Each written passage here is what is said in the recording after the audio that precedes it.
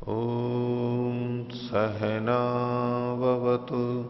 सहनौ भुनक्तु सह वीर्यं करवावहै तेजस्विनावधीतमस्तु मा विद्विषावहै। ओम शांति शांति शांति। मीमांसा दर्शन की 7वीं कक्षा। मीमांसा दर्शन के प्रथम अध्याय के प्रथम पाद का दूसरा सूत्र और उसका भाष्य हम देख रहे हैं। सूत्र में धर्म के बारे में बताया, क्योंकि प्रथम सूत्र में कहा था धर्म जिज्ञासा अथा तो धर्म जिज्ञासा। तो धर्म क्या है? तो कहा चोदना लक्षणों अर्थो धर्म। शास्त्र में जो वचन दिए गए हैं जिससे कि कोई प्रेरणा होती है, उसके द्वारा जिसको लक्षित किया जाता है, ऐसा जो अर्थ है उसे यहां पर धर्म कहा गया। और इस विषय में जो कुछ चर्चाएं चली थी भाष्यकार ने, और भी इसमें आगे चर्चा चलेगी। और पिछले पार्ट में से किन्हीं को कुछ पूछना है तो पूछ सकते, पूछिए। ओ पृष्ठ संख्या 10 में सूत्र संख्या 2, इसमें जो चोदना शब्द आया है उसको भाष्य में जो खोला है कि जो प्रवर्तक वाक्य है उसको चोदना कहते हैं। तो वाक्य को चोदना कहेंगे तो उस वाक्य से जिस अर्थ की प्रतीति हो रही है वो धर्म हो गया। चोदना से जो लक्षित हो रहा है जी, वो वाक्यार्थ हो जाएगा। वो वाक्यार्थ धर्म हो गया, वो अर्थ धर्म हुआ जी। ये एक अर्थ है। इस तरह से अर्थ क्या है, धर्म क्या है, उसमें अलग अलग व्याख्याकारों ने अलग अलग ढंग से इसको लिया है। कारण कार्य भाव होते हुए वो सब अपनी अपनी जगह कहे जा सकते हैं। देखिए पृष्ठ संख्या 14 पर युधिष्ठिर जी ने उसको एकत्रित किया है कि सूत्र में जो धर्म शब्द है उसका क्या मतलब है। धर्म का भी वही अर्थ है, वो भी मतलब होगा जो अर्थ का है, एक ही बात है, क्योंकि अर्थ को ही धर्म कहा है इन्होंने। इसमें तीसरा देखिए, शबर स्वामी का मत है यागादि कर्म ही धर्म है।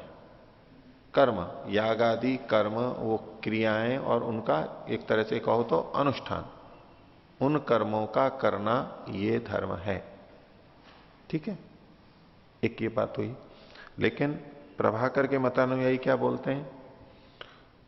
नियोग रूप चोदना वाक्यार्थ ही अपूर्व शब्द वाच्य है, वही धर्म है। यहां पर ज्ञान को अर्थ कहा जा रहा है। वाक्य से जिसको लक्षित किया गया, वाक्यार्थ जो है उसका जो बोध है वो धर्म है। उस बोध के अनुसार जब हम कुछ करेंगे वो कर्म भी धर्म है। ये तो शाबर मुनि का तात्पर्य उधर जाता है। लेकिन इनका कि जो ज्ञान हुआ हमें वो धर्म है। दो बात हो गई। इससे ऊपर के देखिए, जयंत भट्ट के अनुसार इन्होंने अपूर्व को धर्म मानते हैं। अपूर्व को धर्म मानते हैं यानी जो हमने कर्म किया, कर्म करने से जो कर्माशय बना, उस कर्माशय को ये धर्म मानते हैं। धर्म अधर्म के रूप में हम कहते भी हैं, पाप पुण्य है, धर्म अधर्म है, कर्माशय के रूप में बोलते हैं, ये उसको कहते हैं। लेकिन इनके मत में ये उत्पन्न होता है और नष्ट भी होता है, यानी करने से उत्पन्न हुआ और फिर समाप्त हो जाता है। ये इसको अनित्य मान करके कहते हैं। अपूर्व को अनित्य मानते हुए धर्म कहा गया, ये तीसरा मत है। और सबसे पहला मत जो है भर्तृहरि का, वो भी अपूर्व को ही धर्म मान रहे हैं, लेकिन उसको नित्य मानते हुए कि धर्म की अभिव्यक्ति हुई है, उत्पन्न नहीं हुआ है। तो धर्म को अपूर्व मानते हैं और वो नित्य मानते हुए कथन करते हैं। मान तो अपूर्व ही रहे लेकिन नित्य मान रहे हैं। तो अपूर्व को धर्म कहा जो कि नित्य है, एक मत। अपूर्व को धर्म कहा जो कि अनित्य है, दूसरा मत। तीसरा कर्म और चौथा ज्ञान। अब इसको यूं परंपरा में देखेंगे तो वेद आदि के वचन का जो हमें बोध हुआ, ज्ञान हुआ, वो धर्म हुआ। इस ज्ञान के बाद में जो हमने किया वैसा वो धर्म हुआ। उस कर्म के करने से जो कर्माशय बना वो धर्म हुआ। अब उसको नित्य अनित्य दो भेद कर लो। तो प्रक्रिया तो वो पूरी चल रही है, लेकिन इस सूत्र के अनुसार अलग अलग दृष्टि भेद है। उसमें से आप ले सकते हैं कोई। जी, यहाँ पर जो शबर मुनि का जो वचन है कि प्रवर्तकम वचनम, तो वचन शब्द से कैसे उसको लेंगे? याग को। वचन का मतलब ये तो चोदना के लिए कहा गया है, जी वो तो वचन ही है। क्योंकि वचन होगा वो विधि निषेध ही करेगा, कुछ ना कुछ प्रेरणा करेगा। जी वेद का कोई भी वचन, ये भी एक सिद्धांत यहां से हम निकालते हैं कि वेद का कोई भी वचन है वो कुछ ना कुछ प्रेरणा करेगा। अगर स्तुति वचन भी है तो भी वो कुछ ना कुछ प्रेरणा करेगा। ये बातें आएंगी आगे, धीरे धीरे आएंगी, अर्थ संग्रह में भी आएंगी। अगर हम किसी को कहें कि गाय का दूध बहुत अच्छा होता है, अब इस वाक्य में कोई प्रेरणा है क्या? इसमें तो केवल कथन किया गया गाय का दूध अच्छा होता है स्वास्थ्य के लिए, ठीक है। गाय के दूध की प्रशंसा की गई है, प्रथम अर्थ तो यही लगेगा। लेकिन वास्तव में क्या है, जब हम किसी को किसी बात की प्रशंसा करते हैं, मां बच्चे को कहती है कि ये बहुत मीठा है, उसका क्या मतलब है? खाओ। वो प्रेरणा तो छुपी भी है ना वहां पर। तो वेद में जहां स्तुति वचन भी मिलेंगे, दिखने में तो स्तुति वचन है लेकिन प्रेरणा वहां पर रहेगी। इसलिए इन्होंने देखो सूत्र में जो क्या चोदना लक्षण है, वो प्रेरणा तो वहां रहेगी, कुछ ना कुछ, कुछ भी वर्णन आए वहां कुछ ना कुछ प्रेरणा रहेगी। एक सूत्र मूल चीज है ये। अगर हमें वहां कोई प्रेरणा नहीं मिल रही है तो हम प्रेरणा ले लें वहां से, इससे। अब महर्षि के भाष्य में आप देखेंगे वर्णन करते करते हमें ऐसा करना चाहिए, उसी की उपासना करनी चाहिए, महर्षि कितना जोड़ देते हैं। जहां भी वर्णन आ रहा है परमात्मा का, ऐसे ही परमात्मा की उपासना करनी चाहिए, वो साथ में जोड़ देते हैं। क्यों जोड़ देते हैं वो? भाई वेद के जितने भी वचन हैं उसमें प्रेरणा चोदना तो है ही, प्रेरक हैं वो हमको, या तो विधि रूप में प्रेरणा कर रहे हैं या निषेध रूप में प्रेरणा करेंगे। ये लक्षण जो बताए, चोदना लक्षणों अर्थो धर्म, तो जो क्रियाया प्रवर्तकम वचनम, इसी को खोल दिया ना, क्रिया का प्रवर्तक वचन, यानी कुछ ना कुछ क्रिया हमें करनी है। वेद का कोई वचन मंत्र है, उससे जुड़ी हुई कोई क्रिया है जो हमारे को करनी है। हमारे लिए वेद है, मनुष्यों के लिए, तो हमें कुछ ना कुछ करना है। उस क्रिया को बताने वाला, ये क्रिया करने वाली चाहिए, इस ये हितकारी है, इससे ये लाभ होगा या कुछ भी, ये जो बात आती है, तो इसलिए इन्होंने कहा चोदना इति क्रियाया प्रवर्तकम वचनम आहु। तो चोदना मतलब तो वो वाक्य ही हुआ, प्रेरणा हो गई। अब ये तो हुआ वचन, स्थूल रूप कहेंगे, चाहे शब्द में हो चाहे लिखा हुआ हो कोई भी, ये तो हो गया। अब उससे जिसको लक्षित किया जा रहा है, किसकी तरफ इंगित किया जा रहा है, संकेत किया जा रहा है, वो अर्थ है उसका, उस वाक्य का, उस प्रेरणा वाक्य का जो अर्थ है, बस वही धर्म है। तो इस दृष्टि से इसको केवल बोध को ही इन्होंने अर्थ कह दिया, धर्म कह दिया। प्रभाकर मतानुयायी केवल ज्ञान को, वो जो बोध हुआ है बस वही उसी को धर्म कहते हैं। पर अगला प्रश्न आएगा भाई कि वो क्रिया का प्रवर्तक है तो क्रिया तो होनी ही चाहिए।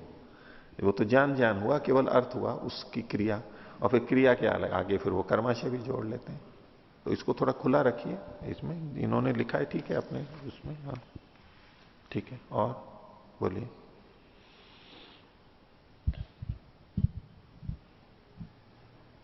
सूत्र संख्या 2 के भाष्य में पृष्ठ संख्या 11, यहाँ पे जब पूर्व पक्षी ने कहा कि नदी के किनारे फल हैं, तो सिद्धांती इस बात को दिखाते हुए कि हर वचन जो लौकिक शब्द लौकिक व्यक्ति के द्वारा कहा गया है उसको चोदना शब्द से नहीं कहेंगे, वो आप्त पुरुष के द्वारा होना चाहिए, ऐसा विवरण देते हुए उन्होंने आगे कहा। तो इन्होंने जब 11वें पृष्ठ पे जो विप्रति सिद्धम ऐसा करके जो ये विवेचना की है, इसकी क्या आवश्यकता प्रतीत हो रही है? जबकि ऐसा लग रहा है कि ऐसा करके तो पूर्व पक्षी कहना कुछ चाह रहा है और सिद्धांति उत्तर किसी और रूप में दे रहा है। उसने आपने प्रश्न को गलत तरीके से रखा है। आप अलग ढंग से कह सकते थे कि पूर्व पक्षी ने तो अलग ढंग से कहा है कि भाई वाक्य गलत भी तो होता है। अब इन्होंने कह दिया कि नहीं वाक्य तो ठीक ही होता है, हर वाक्य का अपना अर्थ होता है, तो तात्पर्य भिन्न अर्थ लेकर के किया, ये खंडन ठीक नहीं है, ये आपका तात्पर्य है। इस बात को समझिए। पृष्ठ 11 देखिए। ननु अतथा भूतम अपि अर्थम ब्रूयात चोदना, ये जो वाक्य है ये उस बात को भी कह देता है जो वैसी होती नहीं है। क्योंकि इन्होंने चोदना लक्षणों अर्थो धर्म, जब वाक्य को धर्म, वाक्य से बोधित अर्थ कहा तो कोई भी वाक्य आएगा, विशेषित तो किया नहीं है कि वेद वाक्य हो, कोई भी वाक्य आएगा।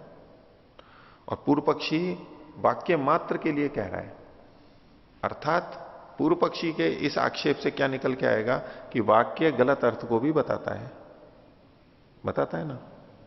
आप लोग भी सहमत है ना, वाक्य गलत अर्थ को भी बताता है, सहमत है ना। वही जो झूठ बोल रहा है, झूठ बोल के किसी ने वाक्य बोला है या छल कपट से वाक्य को ऐसे बोला है घुमा फिरा के और दूसरा अर्थ हो गया है उसका, तो एक वाक्य गलत को भी तो बोल सकता है। जो घटना घटी नहीं है उसके लिए भी अगर किसी ने वाक्य बोल दिया तो वाक्य तो गलत ही होगा ना। तो इससे क्या सिद्ध किया पूर्व पक्षी ने कि जो वाक्य हैं वो गलत भी बोल सकते हैं, वाक्य गलत बोल सकते हैं। और वाक्य वेद के भी हैं, तो वेद के वाक्य भी गलत हो सकते हैं। यही तो इसका तात्पर्य है पूर्व पक्षी का। तो इसलिए उसको आप प्रमाण, धर्म का प्रमाण, धर्म कैसे कह सकते हो जब वो गलत हैं। सही हो तो आप कह सकते हो कि धर्म है, अर्थ है, लेकिन गलत भी तो हो सकते हैं। तो पूर्व पक्षी का तात्पर्य कहां, किस चीज के खंडन में है कि वेद के वचन सत्य ही बोलेंगे, यथा वो कोई आवश्यक नहीं है क्योंकि वाक्य तो गलत हो सकता है।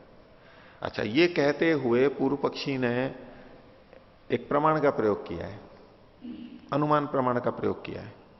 और अनुमान प्रमाण कौन सा, सामान्य तो दृष्ट का, सामान्य तो दृष्ट का। सामान्य तो दृष्ट क्या, वाक्य, बस ये भी वाक्य है वो भी वाक्य है।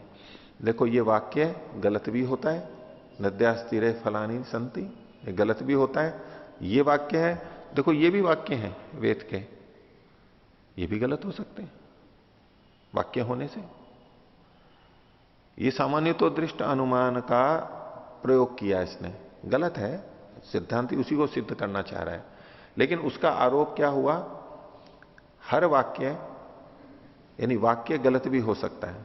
उदाहरण दिया इसने लौकिक वाक्य का, नद्यास्तीरे फलानी संति, ये उदाहरण दिया है लौकिक।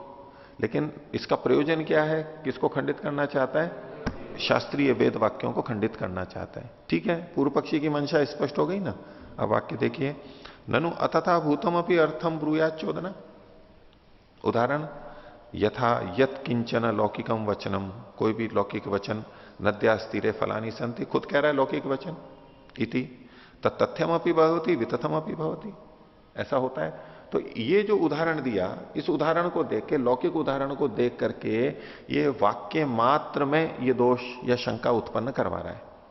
और जब हमारे सामने ये बात आएगी कि ये वाक्य सत्य भी हो सकता है और असत्य भी हो सकता है, तो इसने क्या पैदा कर दिया, संशय पैदा कर दिया वाक्य के।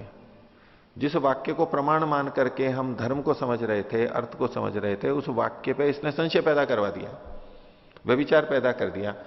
सिद्धांति ने वाक्य की या चोदना लक्षणों अर्थो धर्म, इसको कहते हुए क्या कहा था, कहना चाह रहा था वो कि वाक्य ने जो कहा है वो धर्म ही है, सार्थक ही है, वो निश्चय से कह रहा था। अब इसने कहा कि नहीं वो तो गलत भी हो सकता है, व्यभिचार पैदा कर दिया, सही भी हो सकता है गलत भी हो सकता है। तो इसने तो सबको समेट करके और उसको एक पक्ष में गलत की संभावना वहां प्रस्तुत कर दी। ये नहीं कह रहा है कि हर वाक्य गलत होता है, ये भी नहीं कह, ये कह रहा है हर वाक्य सत्य होता है, ये ठीक नहीं है, गलत हो सकता है।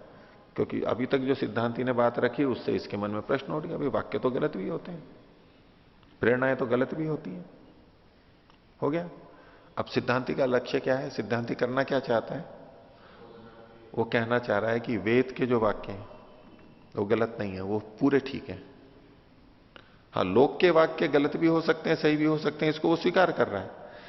पूर्व पक्षी सब वाक्यों को सही और गलत के अंतर दायरे में लेके आ रहा है, संदिग्ध बना दे रहा है सबको, सही भी हो सकता है गलत भी हो सकता है, और वो सही है या गलत है उसकी पुष्टि के लिए अन्य प्रमाण चाहिए। फिर भाई किसी में संदेह पैदा हुआ तो निर्णय तो करना ही पड़ेगा, ठीक है या नहीं है, तो उसके लिए कोई ना कोई प्रमाण चाहिएगा, अन्य प्रमाणों की, तो अन्य प्रमाण सापेक्ष बना दिया इसने उनको, केवल उससे निर्णय नहीं हो पाएगा। जबकि सिद्धांती क्या कहना चाह रहा है, प्रयोजन क्या है उसका, कि नहीं कुछ वाक्य ऐसे हैं या वेद वाक्य ऐसे हैं जहां यह संदेह नहीं है कि सही है या गलत है, वो तो सही ही है। लोक में सही गलत दोनों होते हैं, इसको सिद्धांति स्वीकार कर रहा है, आगे के वर्णन को भी देखना। लेकिन वेद में जो आक्षेप आ रहा है उसको ये हटाने के लिए प्रयास कर रहा है। अब देखिए सिद्धांति ने क्या कहा, उच्यते, बोले विपरीत सिद्धम इदम उच्यते, ये आप विपरीत कह रहे हैं। कैसे विपरीत कह रहे हैं, ब्रवीति वितथंच, ये कह भी रहा है और उल्टा भी कह रहा है, ऐसा कैसे हो सकता है। ब्रवीति इति, ब्रवीति का मतलब क्या है, उच्यते अवबोधयति बुद्धिमानस्य निमित्तम भवति इति, ये तो स्पष्ट हो ही गया होगा। यस्मिंश्च निमित्त भूते सति अवबुध्यते सो अवबोधयति, ये भी हो गया। ये इन्होंने सामान्य विवेचना की कि ब्रवीति का क्या मतलब होता है, अवबोधन का निमित्त वो वाक्य कैसे होता है, एक सामान्य विवेचना की। अभी इसमें किसी का खंडन नहीं किया है सिद्धांति ने, ये बात पूर्व पक्षी को भी स्वीकार है। अब सिद्धांति अपनी बात को कहना चाहते हैं, यदि चोदनायाम सत्याम अग्निहोत्रात स्वर्गो भवती इति गम्यते, चोदना के होने पर, वाक्य के होने पर भी ये ज्ञात होता है, ये गम्यते जाना जाता है, या वाक्य ने ये कहा कि अग्निहोत्र से स्वर्ग होता है, अग्निहोत्र करने से स्वर्ग की प्राप्ति होती है, ये जो कहा। अब ये इसने उदाहरण कौन सा लिया है, लौकिक लिया है वैदिक लिया है, वैदिक लिया। जैसे आगे वचन स्वयं लिख रहे हैं, स्वर्ग कामो यजेता, स्वर्ग की कामना वाला यजन करे। इसका शाब्दिक अर्थ क्या है, प्रेरणा है ना इसमें सीधी, स्वर्ग की कामना वाला यजन करे। इससे यह भी सिद्ध होता है कि यजन करने से स्वर्ग की प्राप्ति होती है। ये अधिकरण सिद्धांत से आएगा ही ना। अगर कोई ये मानता है कि यजन करने से स्वर्ग की प्राप्ति नहीं होती है, तो ये बोलेगा क्या कि स्वर्ग काम हो यजेता, ऐसा बोलेगा क्या, नहीं बोलेगा। तो ये अधिकरण सिद्धांत से हमें पता लगेगा कि स्वर्ग कामो यजेता किसी ने कहा है, इसका मतलब है ये मानता है, और वेद वचन है, तो यजन से स्वर्ग की प्राप्ति होती है, सुख विशेष की प्राप्ति होती है। उस बात को लेके यहां पर ये कह रहे हैं कि यदि च चोदनायाम सत्याम, वचन है, अब ये वचन सामान्य नहीं है, इसको लौकिक मत लेना यहां पर। अभी ये वैदिक वचन की दृष्टि से कथन किए, शास्त्रीय वचन का कथन कर रहा है। अग्निहोत्रात स्वर्गो भवती इति गम्यते, ये जाना जाता है। उससे पूछ रहे हैं जाना जाता है क्या, वो मना करेगा कि ये नहीं जाना जाता है। स्वर्ग कामो यजेत, इस वचन से पूर्व पक्षी भी कहेगा हां, इससे ये जाना जाता है कि अग्निहोत्र से स्वर्ग की प्राप्ति होती है, वो भी एक याग हो गया। अग्निहोत्र से ये जाना जा रहा है ना इस वाक्य से। अब उससे पूछ रहा है वो, कथम उच्यते न तथा भवती इति, ये आपको कैसे आप कह रहे हो कि ये ऐसा नहीं होता है। क्योंकि पूर्व पक्षी ये कहेगा स्वर्ग कामो यजेता, स्वर्ग से यजन से स्वर्ग की प्राप्ति होती है, ये बात गलत भी हो सकती है। भाई वाक्य ने तो ये कहा स्वर्ग की प्राप्ति होती है, तो बोले आप ये कैसे कह रहे हो, कथम उच्यते, ये कैसे कह रहे हो, न तथा भवती, ऐसा नहीं होता है। पूर्व पक्षी ने जब कहा कि वाक्य तो चोदना तो सही भी हो सकती है, गलत भी हो सकती है, तो उन्होंने एक उदाहरण पकड़ लिया सिद्धांति ने। बोले अच्छा ये गलत हो सकती है, ये आपको कैसे पता लगा, अर्थ तो एक तो सही आ ही रहा है, गलत हो सकती है ये आप कैसे बोल रहे हो, उसका कारण बताओ। कथम उच्यते न तथा भवती इति, इसी को दूसरे शब्दों में कहा, अथ न तथा भवती, ये ऐसा नहीं होता है। कथम अवबुध्यते, ये इस वाक्य से आपने कैसे जाना। स्वर्ग कामो यजेता से क्या ये निकल के आएगा कि अग्निहोत्र से स्वर्ग की प्राप्ति नहीं होती है, ये कैसे इसने कह दिया, कहां से निकल के आ गया। तो अब इस पर कह रहे हैं असंतम अर्थम अवबुध्यते, वाक्य से भवता, आपके द्वारा न होते हुए अर्थ को भी जाना जा रहा है इस वाक्य से। आपके द्वारा उस अर्थ को इस वाक्य से जाना जा रहा है जो कि नहीं है यहां पर। इति विप्रतिषिद्धम, ये विप्रतिषिद्ध है, ये गलत है कि वाक्य जिस बात को कह नहीं रहा है आप वो अर्थ वहां से निकाल रहे हो, ये विप्रतिषिद्ध हो गया। तो अभी तक सिद्धांति क्या कर रहे हैं, पूर्व पक्षी को गलत ढंग से उत्तर नहीं दे रहा है, इसका ये मतलब मत समझना ये पूर्व पक्षी ने तो कहा था कि नद्यास्तीरे फलानी संति, तो वाक्य तो गलत हो भी सकते हैं। हम प्रथम दृष्टया यूं ही लगेगा कि पूर्व पक्षी ने पूछा तो कुछ और ढंग से था और सिद्धांति ने और ढंग से उत्तर दे दिया, गलत है, न्याय की दृष्टि से गलत है। जिस बिंदु पे जिस दृष्टि से पूर्व पक्षी ने कहा है उसी दृष्टि से दूसरे को भी बोलना चाहिए सिद्धांति को। सिद्धांति ने कुछ और अर्थ लेते हुए गलत ढंग से उस बात को कहते, ऐसा नहीं है। पूर्व पक्षी के तात्पर्य को हमने समझ लिया, जो मैंने आपको बता दिया अभी, वो उस वाक्य मात्र में इस संदेह को ले जाना चाह रहा है। लौकिक वाक्यों में ये संदेह होगा कि ठीक हो सकता है, नहीं हो सकता है, लेकिन इससे सामान्य तो दृष्ट अनुमान लेके वो वेद वाक्यों पे भी इस बात को आक्षेपित कर रहा है या आरोप लगा रहा है। अब सिद्धांति को उत्तर देना है तो उसने पहले लौकिक वाक्य नहीं लिया, उसने पहले वेद वाक्य का, वचन का लिया कि देखो इससे ऐसा ऐसा होता है। बोले बताओ इसमें गलत अर्थ कहां है, आपको गलत अर्थ कहां से पता लग रहा है, कैसे सिद्ध किया कि ये वाक्य गलत अर्थ को भी कहता है। उसने कहा कि वाक्य सही अर्थ को भी कहता है, गलत को भी कहता है। अच्छा ये वाक्य इस अर्थ को तो कह ही रहा है, ये गलत है, ये कैसे पता लगा बताओ आप। पूर्व पक्षी का तात्पर्य था वेद वाक्य मात्र के ऊपर संदेह कि वो सही भी हो सकता है, गलत भी हो सकता है, तो उसने तो प्रत्येक वाक्य पे आक्षेप कर दिया है ना। तब उसने उनमें से एक वाक्य को उठा लिया, स्वर्ग कामो यजेता। बताओ इसमें ये जो निषेध कह रहे हो कि स्वर्ग होता भी है, नहीं भी होता है, तो नहीं होता है ये अर्थ आपने कहां से ले रहे हो, इसमें विपरीत अर्थ को कहां कह रहा है ये। तो आप जो अर्थ यहां नहीं है उसको भी कह रहे हो, ये विप्रतिषिद्ध है, ये गलत आप प्रस्तुत कर रहे हो। इसी को खोल रहे हैं, न च स्वर्ग कामो यजेत इत्यतो वचनात् संदिग्धम अवगम्यते। स्वर्ग कामो यजेत, इस वचन से कोई संदिग्ध बात नहीं पता लग रही है, इससे तो एक निश्चित बात पता लग रही है। स्वर्ग कामो यजेत, संदेह कहां है इसमें, क्या संदेह, भवती वा स्वर्गो न वा भवती थी, स्वर्ग होता भी है या नहीं भी होता है, इस तरह से कोई संदिग्धता पता लग रही है क्या इसमें, स्वर्ग कामो यजेत, ऐसा तो कुछ भी नहीं है। तो आप ये अर्थ कैसे ले रहे हो इसका। और न च निश्चितम अवगम्यमानम इदम मिथ्या स्यात्, और जो निश्चित अवगम्यमान है ये मिथ्या नहीं हो सकता है। हां, जिसमें संदेह हो तो हम कह सकते हैं कि ये गलत है, लेकिन ये जब निश्चित अर्थ को पता दे रहा है तो ये मिथ्या नहीं हो सकता है। अभी ये बात लौकिक वाक्यों पर मत घटाना, उसके लिए तो वो आगे कहेंगे, ये वेद वाक्यों की बात चल रही है, ऋषियों के शब्दों की बात चल रही है। आगे, यो ही जनित्वा प्रध्वंसते नैतद एवं ये तीसरा मिथ्या प्रत्यय है। मिथ्या प्रत्यय होता क्या है, पहले तो जो ज्ञान उत्पन्न हुआ और फिर दूसरे कारण से खंडित हो गया, तभी तो मिथ्या कहोगे आप उसको। किसी ने कहा नदी के किनारे पे फल हैं, एक ज्ञान हुआ नदी के किनारे पे फल है, अब ये खंडित कैसे होगा। अगर वहां गए और वहां फल नहीं मिले तो जो हम जो गए प्रत्यक्ष देखा, इससे एक ज्ञान उत्पन्न हुआ, वाक्य से एक ज्ञान उत्पन्न हुआ था कि नदी के किनारे फल है, अब प्रत्यक्ष देखा तो एक ज्ञान और उत्पन्न हुआ। तो जो वाक्य से ज्ञान उत्पन्न हुआ था उस ज्ञान को इस ज्ञान ने खंडित किया, तो पहला वाला जो ज्ञान था वो नष्ट हो गया, वो मिथ्या कहलाएगा। तो जब दूसरा ज्ञान आने पर पहला ज्ञान नष्ट होता है तब वो मिथ्या कहलाता है, और जब तक दूसरा ज्ञान ना आए और वो खंडित ना हो तब तक वो मिथ्या नहीं कहलाएगा। या जो कभी भी खंडित नहीं हो सकता है वो मिथ्या नहीं कहलाएगा, जो खंडित हो सकता है, हो गया है या हो सकता है, वो मिथ्या की कोटि में आएगा। तो यो ही जनित्वा प्रध्वंसते नहीं तदेव इति स मिथ्या प्रत्यय न चैषा। और न चैषा मतलब ये जो स्वर्ग काम हो, ये जेता है अग्निहोत्र से स्वर्ग की प्राप्ति होती है, ये जो बात है, या तो पूरे वांग्मय को ले लीजिए, पूरे वैदिक वांग्मय को ले लीजिए, वेद के शब्दों को ले लीजिए।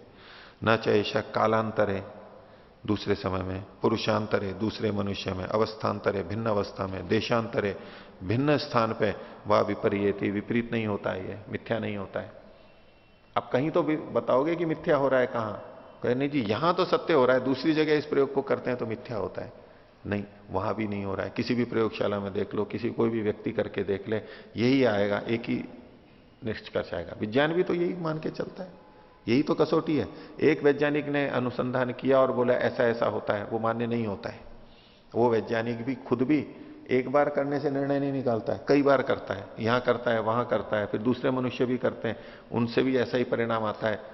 भिन्न भिन्न काल में करेंगे, भिन्न भिन्न जगह पे करेंगे, तब जाकर के कहेंगे हाँ ये सिद्धांत है, एक नियम निकल के आ जाता है। तो ये कहीं भी खंडित नहीं होता है। तस्मात अवितथा, इसलिए ये झूठा नहीं है। कौन? वाक्य मात्र नहीं, वेद के लिए ये उदाहरण सारा लिया हुआ है। हम वाक्य मात्र का लेके चलेंगे तो इनको ये गलत लगेगा। ये वेद के वचन के लिए कह रहे हैं पहले, क्योंकि पूर्व पक्षी का आक्षेप वेद के वचनों के ऊपर ही था, शास्त्रीय वचनों पे था, उसी का उत्तर दिया जा रहा है। यहां तक ठीक है? आगे देखिए। अब देखो, यत्तु लौकिकम वचनम, अब लौकिक वचन का उठा रहा है ये। पूर्व पक्षी ने जो बात रखी थी वो दोनों को मिला के रखी थी और उदाहरण दिया था लौकिक का। सिद्धांती उत्तर दे रहा है उन वचनों में से शास्त्रीय सिद्धांतों को लेकर, शास्त्रीय वचनों को लेकर के। अब कह रहा है यत्तु लौकिकम वचनम, जो लौकिक वचन है, तच्चेत, वो यदि प्रत्ययितात पुरुषात, जानने वाले विश्वस्त व्यक्ति के द्वारा आया है, इंद्रिय विषय या हमारी इंद्रिय के द्वारा वो विषय बन रहा है और हमारे पुष्टि हो रही है कि हाँ ये चीज रखी है, नदी के किनारे फल हैं, हम गए, हमारा इंद्रिय का विषय बन रहा है कि हाँ यहां फल रखें, तो अभितथम एव तत्, वो भी सत्य है, झूठा नहीं है। शर्त जोड़ दी है। वैदिक वाक्यों में तो वो सत्य ही हैं, ये कह दिया, और जो लौकिक वाक्य हैं उसके लिए दो शर्तें जोड़ दी। एक तो विश्वस्त व्यक्ति के द्वारा कहा गया हो और वो हमारी इंद्रिय का भी विषय बन रहा हो, यानी प्रत्यक्ष प्रमाण के द्वारा या अन्य प्रमाण के द्वारा जिसकी पुष्टि हो रही हो, वो अभितथ है, वो झूठा नहीं है। यहां तक भी हो गया। तो वाक्य मात्र झूठा नहीं है। हर वाक्य में आप संदेह नहीं खड़ा कर सकते कि वाक्य तो सच्चा भी हो सकता है, झूठा भी हो सकता है, पता नहीं ये ठीक है या नहीं है, ऐसा सब जगह नहीं कर सकते। विश्वस्त व्यक्ति के द्वारा है और हमारे को इंद्रियों से दिखाई भी दे रहा है। अब हम ये अड़ नहीं सकते कि भाई वाक्य तो सच्चा भी हो सकता है, झूठा भी हो सकता है। कोई झूठा हो रहा है तो आपको सिद्ध करना पड़ेगा कि है झूठा क्यों है, क्यों आप झूठा मान रहे हो, सत्य भी मानो उसको। अब आगे देखिए, ये लौकिक वचन के लिए, अथ अप्रत्ययितात अनिंद्रिय विषयम वा, यदि अविश्वस्त व्यक्ति के द्वारा कहा गया है, झूठे व्यक्ति के द्वारा कहा गया है, तो वो गलत हो सकता है। और अनिंद्रिय विषयम वा, अथवा हमारी इंद्रिय से वो पता नहीं लग रहा है। वो क्या कि देखो हाथी खड़ा है, तो किसी व्यक्ति को कहते हैं कि देख तेरे सिर पर खाट है, बोलता है तेरे सिर पर खाट है, नहीं खाट, बोले ठीक है होगी, वो है तो नहीं वहां पर। तो जो कहा गया है वो इंद्रिय विषय यदि बन रहा है तो मान्य गया हो गया, इंद्रिय विषय नहीं बन रहा है तो वो मान्य नहीं होगा। अनिंद्रिय विषय तावत, वो फिर कैसा है, पुरुष बुद्धि प्रभवम अप्रमाणम, पुरुष की बुद्धि से, दिमाग की उपज है, अपनी खुद की परिकल्पना है, कल्पना है, उससे वो निकला हुआ है, वो अप्रमाण होगा। अब पूरे वाक्य का स्पष्टीकरण कर दिया इन्होंने। वाक्य मात्र के लिए हम ये संदेह नहीं कर सकते कि ये सत्य भी हो सकता है, गलत भी हो सकता है, सामान्य तो दृष्टि से नहीं चलेगा। वैदिक वाक्य सत्य ही होंगे, उसको गलत सिद्ध करने का आपके पास प्रमाण होना चाहिए कि ये गलत है तो क्यों है, नहीं तो गलत नहीं कह सकते उसको। लौकिक वाक्य है, प्रमाणित व्यक्ति ने कहा है, इंद्रिय विषय है, मानना ही होगा, झुटला नहीं सकते उसको। वैज्ञानिकों ने खोज के कोई बात कह दी, अब झुटला नहीं सकते, तो है, कौन मना करेगा, होता है, ये तो प्रत्यक्ष इंद्रिय विषय बन रहा है, वो सत्य ही है उनका कथन, जो बातें सत्य हैं। और जो ऐसा मिल नहीं रहा है वो झूठा है। आगे, अशक्यम ही तत्पुरुषेण ज्ञातुम ऋते वचनात्, कुछ चीजें पुरुष के द्वारा नहीं जानी जा सकती। ये जो पुरुषों के द्वारा जो कहा गया है कोई वाक्य, वो ठीक है या गलत है, कई चीजें, कितने लोग बहुत सी बातें बोलते रहते हैं धर्म के विषय में, अध्यात्म के विषय में, वो ठीक है या नहीं है। तो बोले अशक्यम हे तत्पुरुषेण ज्ञातुम, मनुष्य के द्वारा उसको पूरा पूरा नहीं जाना जा सकता कि ठीक बोल रहा है। किसके बिना? ऋते वचनात्, वेद के वचन के बिना पूरा पूरा निर्णय नहीं कर सकते कि ये सच बोल रहा है। पुष्टि के लिए वेद पे जाना ही पड़ेगा, कितना भी बड़ा व्यक्ति हो। ये स्वामी दयानंद जी वाली वही बात कि ऋषियों के वचन भी वेद के अनुकूल हो तो स्वीकार्य हैं, वेद के विपरीत हो तो स्वीकार्य नहीं है। वैज्ञानिक के, साधक के, सन्यासी के, आचार्य के, विद्वान के, कोई भी है, उसकी पुष्टि वेद से होगी। वेद के अनुकूल है, वेद के विपरीत नहीं है तो स्वीकार्य होगा, नहीं तो नहीं होगा। नहीं तो हम कैसे निर्णय करें कि ये ठीक बोल रहा है या नहीं बोल रहा है? यदि हमारा अपना प्रत्यक्ष है तो हम कह सकते हैं नहीं ये सही बोल रहा है, गलत बोल रहा है। लेकिन हमारा प्रत्यक्ष नहीं है, इंद्रिय गम्य नहीं है, अतीन्द्रिय विषय है, धर्म कर्म कर्माशय और ये सारी बातें हैं, तो बिना दूसरे वचन के हम इसको नहीं कर सकते। यानी कोई आप्तवक्ता चाहिए जो इसमें बताए कि ये ठीक है या गलत है। इसलिए कहा अशक्यम ही तत्पुरुषेण ज्ञातुम, सम्यक्तया हम नहीं जान सकते पूरा पूरा। ऋते वचनात्, वेद के वचन के बिना हम इसको पूरा पूरा नहीं जान सकते। अगर कोई कहने लगे कि नहीं अपरस्मात् पौरुषेयात वचनात् तत् अवगतम इति चेत, अगर कोई कहे कि नहीं किसी दूसरे मनुष्य के वचन से वो हम जान सकते हैं कि ये ठीक है या नहीं है, कि एक व्यक्ति ने कुछ कहा नदी के किनारे फल है, तो बोले दूसरा कैसे जानेंगे? अगर दूसरा भी व्यक्ति ये कह देता है कि नदी के किनारे फल है तो वह वाक्य सत्य सिद्ध हो जाएगा। ऐसा भी तो हो सकता है, क्यों वेद के वाक्य पे जाने की जरूरत है? दूसरा मनुष्य भी कह देते तो पुष्टि हो गई, द्विताबद्धम सुबद्धम भवति। एक ने बताया, हमारे मन में संदेह है, गलत भी हो सकता है, दूसरे ने भी बता दिया, फिर तो पक्का हो गया।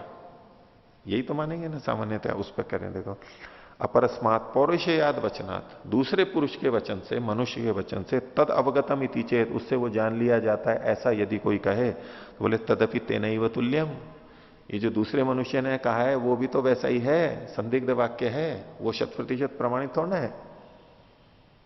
बोले इस व्यक्ति की बात ठीक है क्योंकि ये ऐसा कह रहा है। अब न्यायालय में कोई चोर कहे कि मैंने चोरी नहीं की, गवाह को भी बुला लिया, गवाह कह रहा है कि मैंने भी चोरी नहीं की, मान्य हो जाता है? वकील मान लेगा? जज मान लेगा? नहीं, प्रमाणों से पुष्ट करना पड़ेगा। तदपि तेनैव तुल्यम, वो जो पहले वाला है उसी के समान है, यह अभी प्रमाणित नहीं है। इसलिए अन्य वाक्य की यानी वेद वाक्य की तो हमें आवश्यकता है, जो कि ठीक ठीक बात बताएगा। इसलिए दूसरे ने कहा, तीसरे ने कहा, भाई कुछ बातें सैकड़ों लोग बोलते हैं, हजारों लाखों लोग बोलते हैं, लाखों के बोलने से, करोड़ों के बोलने से वो सही से ना सिद्ध हो जाती है। वो भी वैसा ही है, जैसे ये भी कम जानता था, वो भी कम जानता था। वो आकाश गिरने वाली कहानी सुन रखी है ना, खरगोश की। एक खरगोश पेड़ के नीचे बैठा था, ऊपर से कुछ डाली वाली सी टूटी, खड़खड़ हुई, तो उसके उन्होंने ये कुछ फल गिरा, जो भी था फल गिरा, चलो कुछ भी कहानी हो। उसने कहा कि ऊपर गिर तो वो आकाश गिरने वाला है, गड़गड़ हो रही है ऊपर, आकाश बहुत बड़ा है ना, इतना नीला नीला कितना बड़ा है। कुछ खड़खड़ होती है जैसे दीवार गिरती है ना, ये छप्पर गिरता है झोपड़ी वगैरह का, कुछ खड़खड़ हो तो लगा कुछ गिरने वाला है। बोले आकाश गिरने वाला है। वो डर गया, वो चल पड़ा, भागा वहां से बचने के लिए, क्योंकि आकाश तो यहीं गिरेगा कहीं और जगह तो शायद आकाश नहीं गिरेगा आकाश तो एक जैसा है। पर वो भागा, उसको भागते देखे दूसरे ने पूछा भाई क्या हो गया? बोले आकाश गिर रहा है। वो भी उसके पीछे भागने लगे, और जो और दो चार हो गए तो और ज्यादा लोग देखने लग गए, और पशु पक्षी वो सब जुड़ते गए जुड़ते गए जुड़ते गए, सब भागते गए। जिसको भी पूछो बोले क्या हो गया, क्यों भाग रहे हैं? बोले आकाश गिरने वाला है, आकाश गिरने वाला है फिर अंत में कोई बुद्धिमान पशु आया होगा, उसने कहा भाई किसने कहा ये आकाश गिरने वाला है?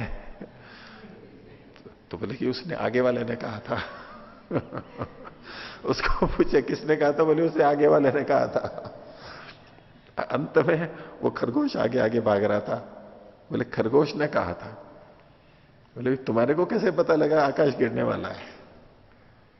तो बोले मैं वहां पेड़ के नीचे बैठा हुआ था, अब वहां ऊपर से खड़खड़ आवाज हुई है, ये गिरा। तो बोले वहां चल के देखते हैं, अगर वो डाली मिली या तो वो फल मिला, जो भी था।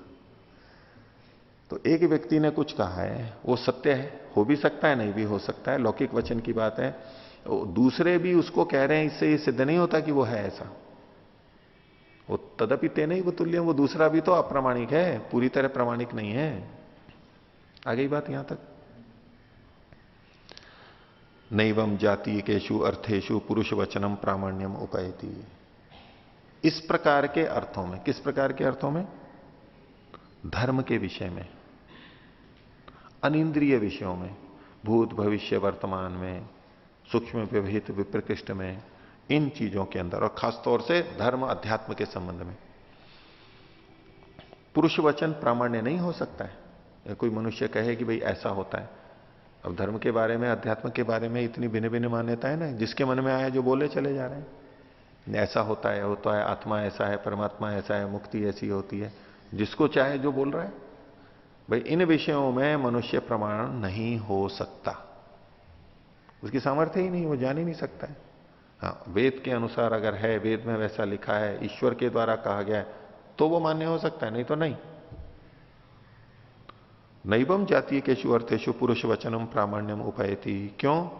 जात्यंधानाम इव वचनम रूप विशेषेशु। जो जन्म से अंधा है उसके लिए रूप के विषय में कहा गया वचन जैसे अप्रामाणिक होता है, यानी उसने प्रत्यक्ष नहीं किया है उस वस्तु का रूप कि आम का रंग कैसा होता है, अनार का रंग कैसा होता है, और उसकी बात सुनकर के हमने मान लिया। तो चूंकि उसका प्रत्यक्ष नहीं है इसलिए उसका वचन मान्य नहीं है। योग में भी जो आया था, जिसका प्रथम आदि उपदेष्टा मूल वक्ता यदि प्रत्यक्ष प्रमाण से युक्त है तब तो वो च्युत नहीं होगा, लेकिन मूल वक्ता यदि प्रत्यक्ष प्रमाण से युक्त नहीं है तो वो प्रमाण, वो शब्द प्रमाण च्युत हो जाएगा, शब्द प्रमाण माना ही नहीं जाएगा। वही बात है यहां पर, तात्पर्य वही है। इसलिए अब उसका जो सारा सारा खंडन किया किस रूप में, उसने कहा था कि वाक्य ही सही और गलत दोनों को कहता है। ये कहते हुए वो वेदों पर भी ये आक्षेप को ले गया था। सिद्धांति ने वेदों के उस आक्षेप को बचाया है, और लोक के अंदर भी जो सत्य वचन है, सत्य लोग हैं, विश्वस्त व्यक्ति हैं और जो इंद्रिय गम है, उसको तो ठीक ही माना है, क्योंकि लोक में भी तो ठीक वाक्य होते हैं, उसका ठीक का ठीक अर्थ होता है। ठीक अर्थ भी होता है, गलत अर्थ भी होता है, लेकिन इसका यह मतलब नहीं कि हर वाक्य के प्रति हम संदेह करेंगे ठीक है या नहीं है। प्रमाण तो करना होगा। वक्तव्य ठीक है, इंद्रियों से गम्य हो रहा है, मान लेंगे। वो कह रहा है 10 बजे हैं, हमने भी घड़ी देखी 10 बजे हैं, बजे मान लिया। अब इसमें क्या संदेह करना है। वो फिर रोग पैदा, उसको फिर रोग कहेंगे, वो शंकालु रोग, ये वो हर चीज में है। बोले 10 बजे हैं, बोले घड़ी में नहीं, इसने घड़ी को छेड़ दिया होगा।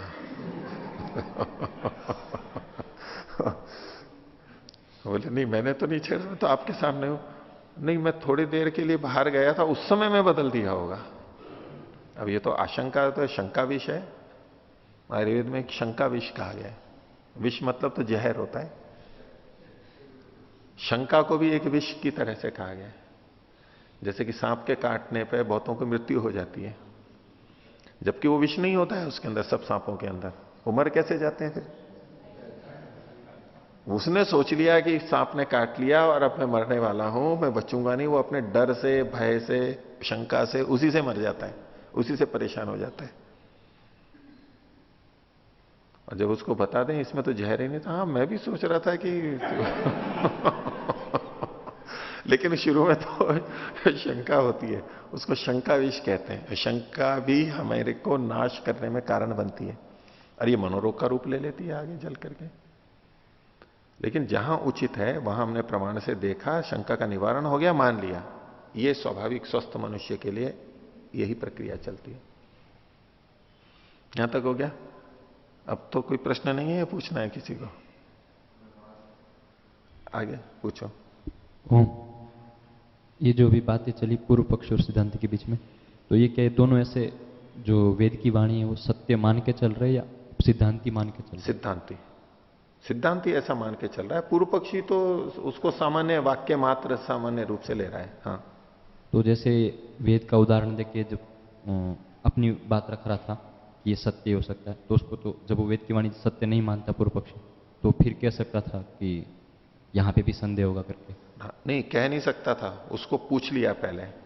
बोले ये वाक्य है, शुरुआत में जो कहा ना अग्निहोत्र से स्वर्ग होता है, तो उससे पूछा कि अग्निहोत्र से स्वर्ग नहीं होता, ये आपको कैसे पता लगा?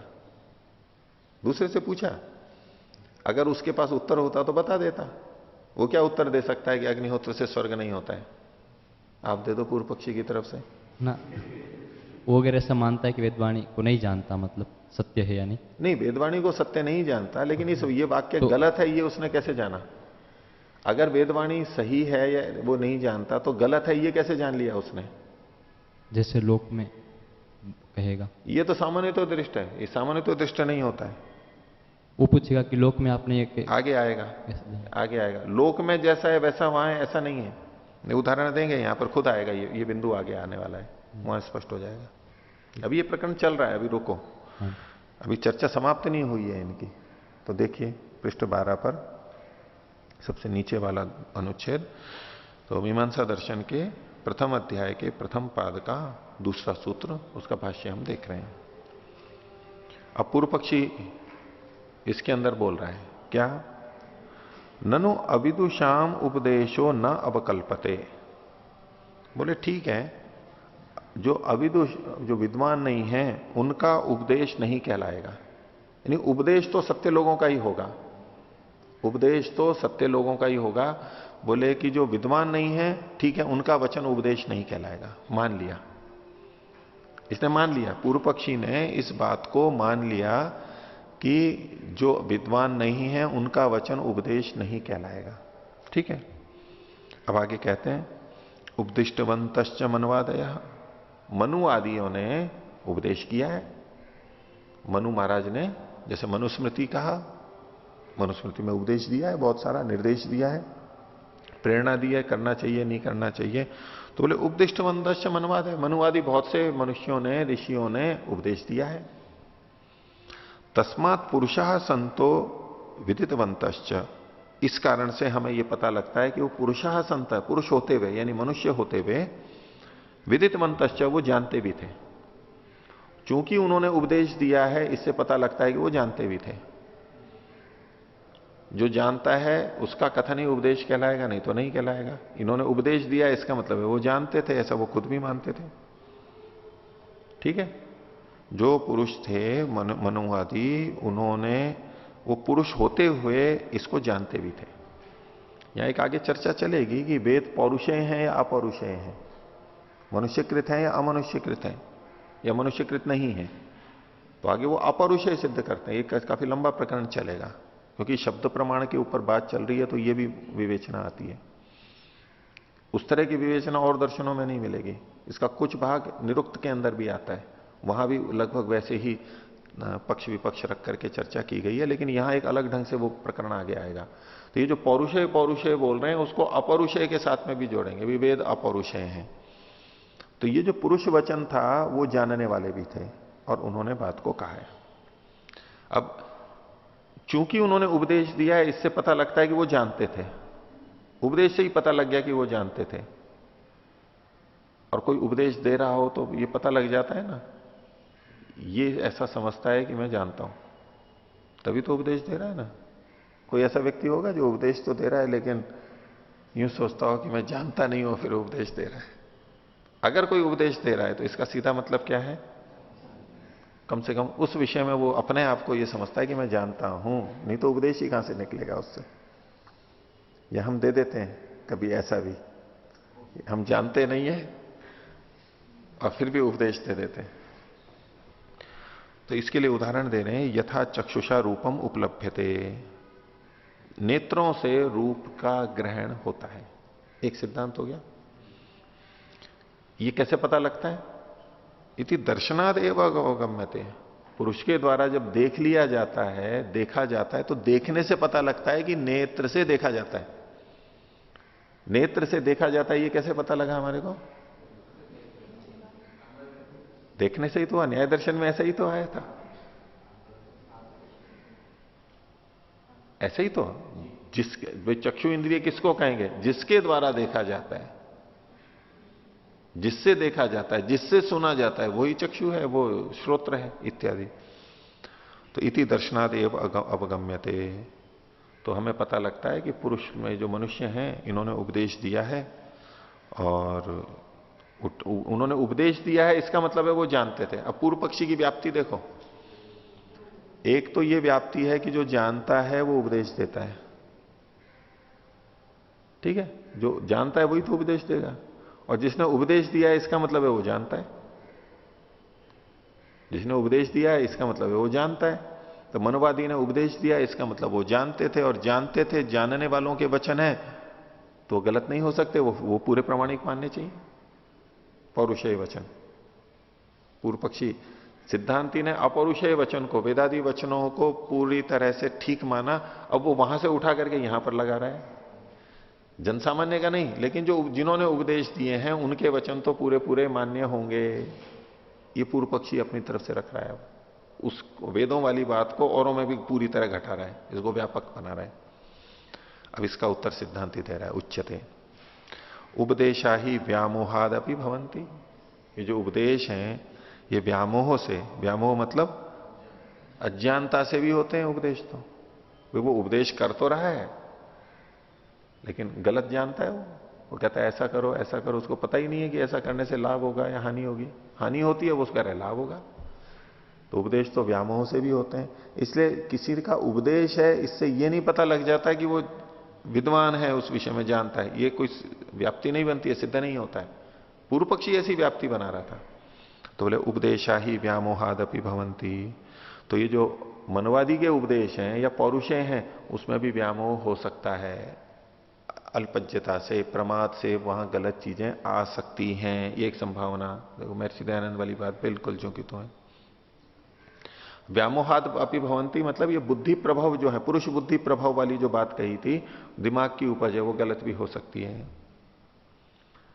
अब आगे कहते हैं असति व्यामोहे वेदादपि भवंती। और जब व्यामोह नहीं होता है तो वेद से, वेद को पढ़ करके वेद के अनुरूप भी उपदेश होते हैं। व्यामोह से वेद के विपरीत भी कथन होता है, और व्यामोह नहीं हो तो वेद के अनुरूप भी होता है।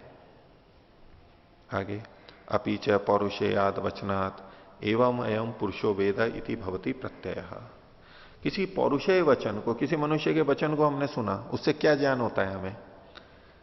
किसी ने कहा कि नदी के तीर पर फल हैं, इससे हमें क्या ज्ञान हुआ? क्या ज्ञान हुआ? फल हैं, ये पता लगा। एक दृष्टि देखो ये क्या कह रहे हैं, बोले इससे हमें ये पता लगा कि ये व्यक्ति ऐसा मानता है कि नदी के किनारे पे फल है। ये हमें पता लगा ना। फिर से बोलो। उसने कहा नदी के किनारे पे फल हैं, तो इससे हमें यह पता लगा कि ये सामने वाला व्यक्ति ये मानता है कि नदी के किनारे पे फल है। इसने गलत ढंग से कहा कि भाई संसार के विषयों में जाएं, धन संपत्ति कमाएं, इसमें पूर्ण सुख की प्राप्ति होती है, दुख रहित स्थिति प्राप्त होती है। इससे हमें क्या पता लगा? ये ऐसा मानता है कि ऐसा है, ये अलग बात है, वो है या नहीं है वो अलग बात है। ये ऐसा मानता है, ये तो हमें पक्का पता लगता है। हाँ, उसमें भी कोई गड़बड़ करता है, लेकिन जो ठीक ढंग से बोल रहा है वहां ये ऐसा मानता है। वो कहता है इस मंदिर में जाओ तो ये फल की प्राप्ति होती है, वो होती है नहीं होती है ये नहीं पता लग रहा है हमें, ये ऐसा मानता है।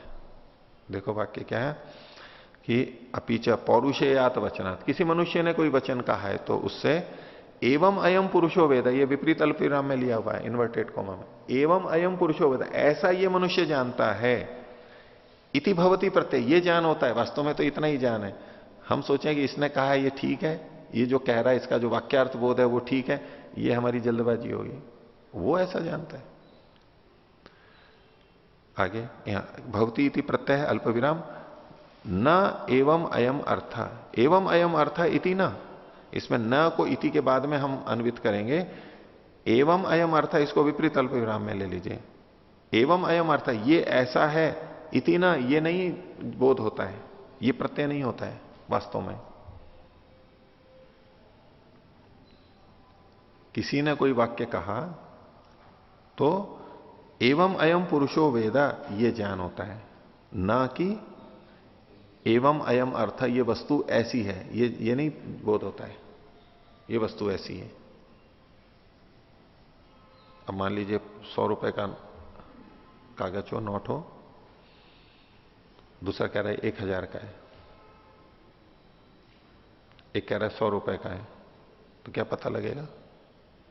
अथवा तो मुट्ठी में है, मान लो मुट्ठी के अंदर कोई सिक्का है सोने या चांदी का, या खाली भी है, तांबे का है, जो भी है अलग अलग।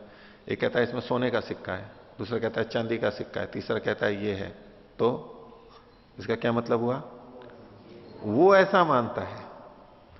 मान लीजिए कोई क्रीड़ा है, खेल है, उसमें ये व्यक्ति प्रथम स्थान को प्राप्त करेगा, ये टीम है, या ये घोड़ा जो जुआ वगैरह खेलते हैं, ये क्या कहते हैं उसको, हॉर्स राइडिंग, और वो उसको बोलते हैं, और पोलो तो अलग हो गया, वो जो दौड़ते हैं ना,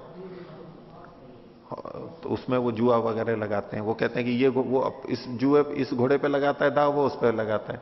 मान लो खिलाड़ी कौन जीतेगा, कौन सी टीम इस प्रतियोगिता में फुटबॉल में प्रथम स्थान प्राप्त करेगी, कोई कहता है ये करेगी, कोई कहता है ये करेगी, कोई कहता है ये करेगी। अब उनके इन वचनों का क्या मतलब है कि नहीं, उसका मतलब तो यही है। एक ने कहा कि भारत देश प्रथम स्थान प्राप्त करेगा, दूसरे ने कहा कि ऑस्ट्रेलिया प्रथम स्थान प्राप्त करेगा। तो वाक्य का अर्थ क्या है यहां पर? वाक्य का अर्थ तो यह है कि भारत प्राप्त करेगा प्रथम स्थान, दूसरे का है ऑस्ट्रेलिया प्राप्त करेगा। तो वो कोई अर्थ दौड़ना है? उस वाक्य से हमें क्या पता लगा? ये ऐसा मानता है कि भारत प्रथम स्थान प्राप्त करेगा, ये ऐसा मानता है कि ऑस्ट्रेलिया प्रथम स्थान प्राप्त करेगा। यही तो अर्थबोध हुआ। उसका जो वाक्य है कि भारत प्रथम स्थान प्राप्त करेगा, उसका जो शाब्दिक अर्थ है वो थोड़ा ना पता, वो हम अर्थ थोड़ा ना लेते हैं। हम तत्काल कहते हैं हाँ ये ऐसा मानता है, उसका ये मत है, ना कि वास्तव में ऐसा होगा। डर भी हो गई ये बात। देखिए तो न एवं अयम अर्थ इति, न का समझ में आ गया, अन्वित पीछे करना है। एवं अयम अर्थ, ये विपरीत अल्प विराम, ये ऐसा अर्थ है, इति न, ये नहीं होगा। आगे देखिए, विप्लवे ही खलवपि कश्चित पुरुष कृतात् वचनात् प्रत्यय।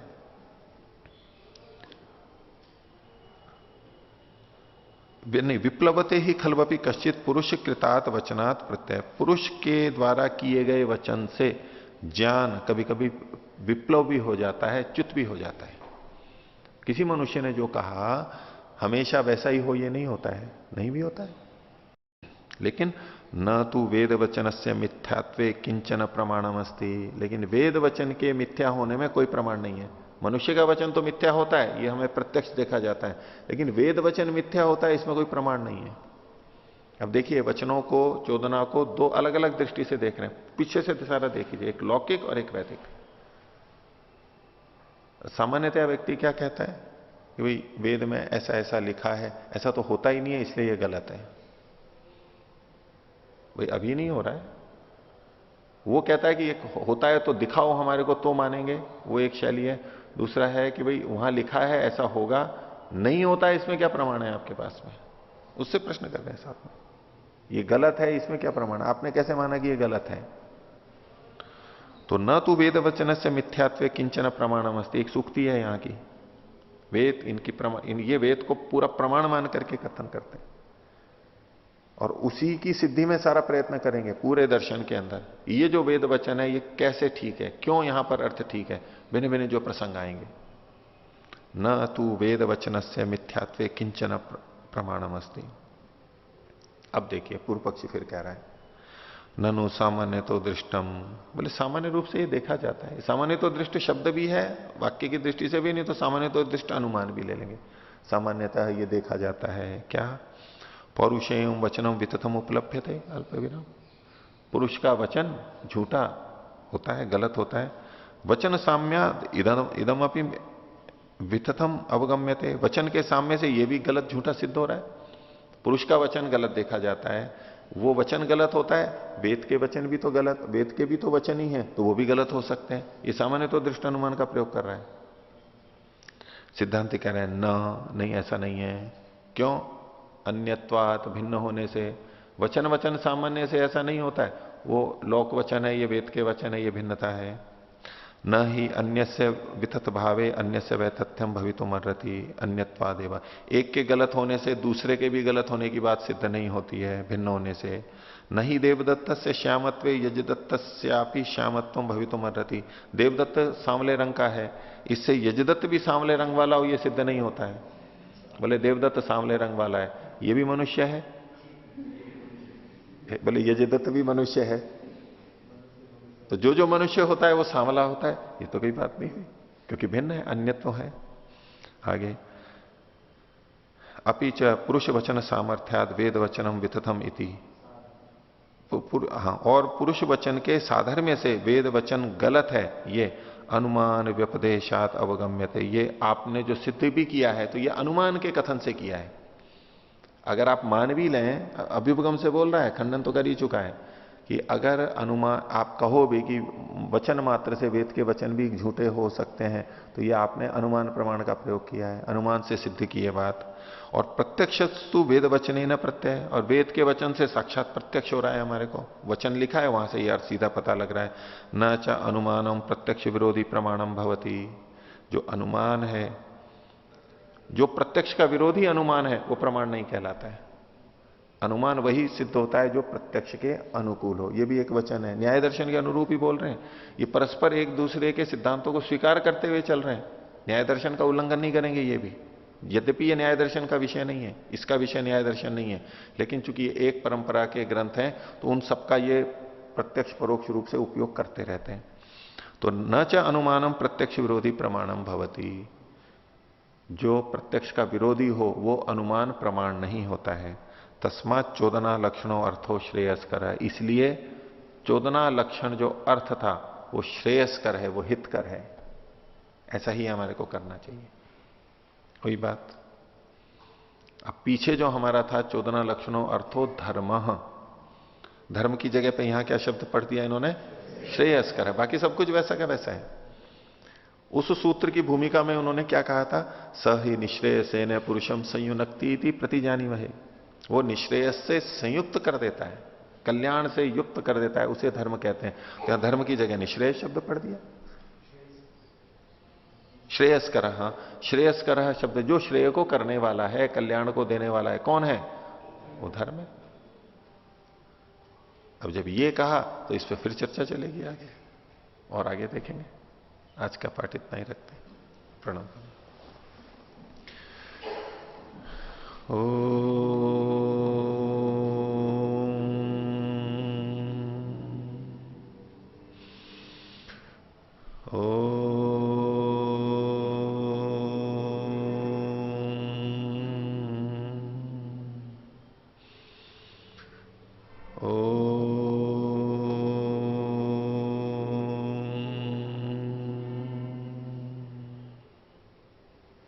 सभी को सदा